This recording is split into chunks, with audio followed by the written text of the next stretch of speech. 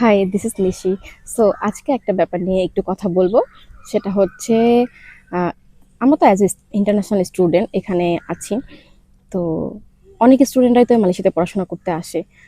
আহ, আসার পরে যদি আপনার আবার এক সপ্তাহ পরে দেশে ব্যাক যেতে হয়, সেটা আপনার জন্য আসলে কতটা হার্ট ব্রেকিং হবে আমি জানি না। আমার জন্য এটা আসলে অনেক হার্ট ব্রেকিং।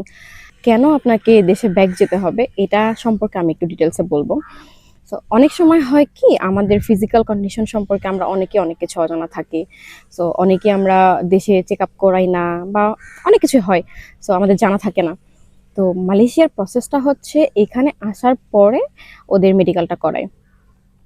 তো এখানে কথা হচ্ছে আপনার ফিজিক্যাল কন্ডিশন কি আপনি কিন্তু জানতেছেন না, বা আপনি প্রি মেডিকেল করে আসতেছেন না।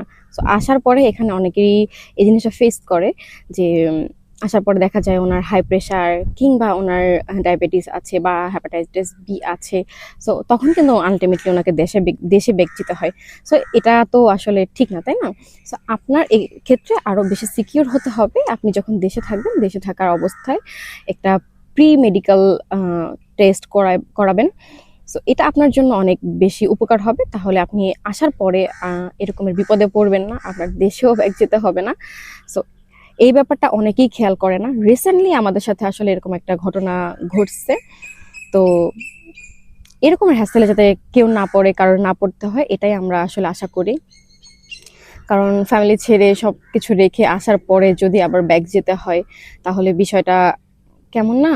তো ড্রিমটা আসলে ভেঙে যাওয়ার মতো। সো এটাই বলতে চাচ্ছি, আপনারা অ্যাজ এ স্টুডেন্ট যখনই দেশের বাইরে আসবেন বা মালয়েশিয়াতে পড়াশোনার জন্য আসবেন, মাস্ট বি আপনার ফিজিক্যাল কন্ডিশন কি বা আপনার কি প্রবলেম আছে এগুলো চেক আপ করে সবকিছু দেখে তারপর একটা প্রি মেডিকেল করে আসবেন। প্লাস হচ্ছে এখানে আসার পরে আর ওরকম কোনো প্রবলেমে পড়তে হবে না। So thank you, bye by.